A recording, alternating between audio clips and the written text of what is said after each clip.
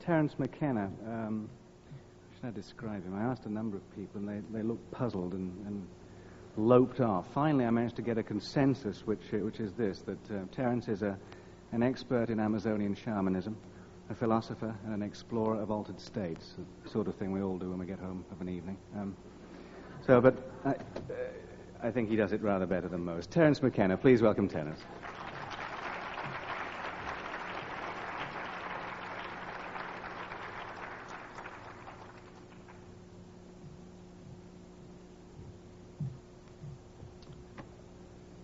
Well, I'm aware of how late in the day it is, and I know some of you must be double parked, so I'll make this as succinct as possible.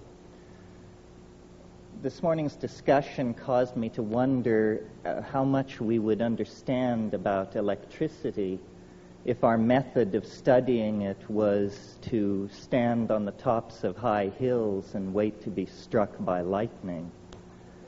It seems to me that's sort of the position that we're in vis-a-vis the UFOs. We have no real theory. We have conjectures. We have fiercely defended hypotheses, but we have very little that is concrete to go on. It's almost as though the issue of the UFO were an onion, and as we peel the layers of the onion, we discover when we get to the center that there is nothing there whatsoever left. It reminds me that if you cross an onion with a UFO, what you get is a flying saucer that brings tears to your eyes. And so what I would like to do is, just based on the notes I took today, to review what the options available to us are in terms of trying to get some kind of intellectual handle on this phenomenon, and I'll move through them rather quickly.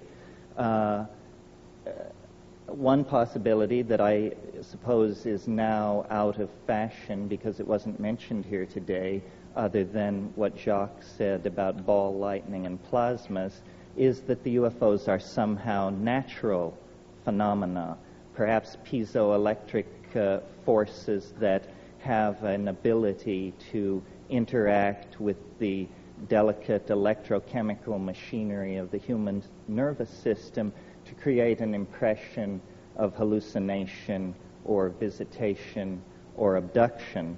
That's one possibility. The more serious contenders, as explanations, I think, fall into three categories. Is it us? Are we being visited? Or is there another tenant in the building that we are unaware of? And my own feeling about this tends to vacillate. I have had contact experiences. I have seen a UFO very close.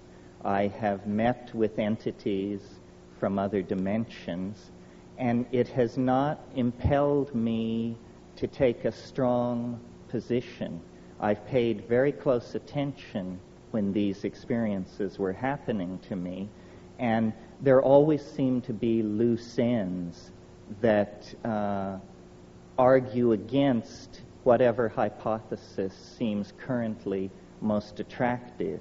And though Jacques didn't mention it today, I recall in his book, The Invisible College, he stressed the absurdity that seems to attend the contact experience, that if the contactee will truly tell the unvarnished truth, then there will be elements in the story which will make the contactee look like a moron.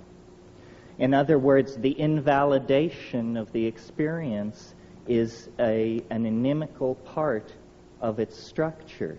almost as though the entities were saying, well, you may tell this story if you wish, but if you tell it truthfully, you'll be taken for a fool. Well, there's nothing wrong with being taken for a fool, except that it does seal the phenomenon rather nicely away from the very sober ladies and gentlemen who are making their careers in some branch of science.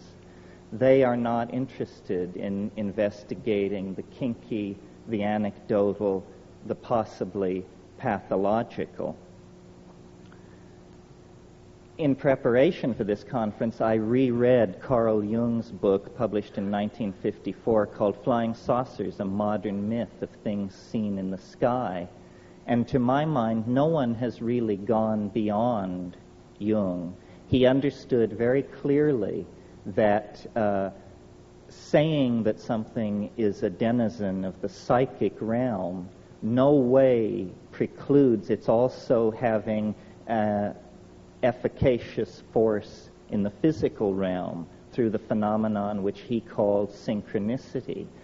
Some of the points which Jacques made today about the nature of the medical examinations that are reported, they are absurd. They are unnecessary to be performed at our level of technology, let alone any future, more advanced level that we might be asked to believe in. So if the UFO phenomenon is something that is coming from us, then what is it, and what is it for? And I've given a good deal of thought to this question over the years because I tend to lean toward the notion that the UFO problem, like many subtle problems, is haunted by our own naivete concerning language. If I were to randomly choose, and don't worry, I shan't, 5 of you to come up here, and each one of you would have 40 seconds to explain to the rest of us what an atom is, it would be preposterous. None of us know. I doubt there's a person in this room who can give an account of the atom that tallies with the quote-unquote orthodox description of the atom. So there is a curious fuzziness about the most mundane parts of reality when we really attempt to magnify and understand them in the clear light of consciousness. How much more ambiguity there is then, naturally, attendant upon the examination of any kind of phenomena which are rare or tend to be fringy. So it isn't a matter of achieving consensus over the UFO. We can't even achieve consensus about what constitutes a decent souffle. So this passionate desire to drag us all under the umbrella of a single explanation is, I think,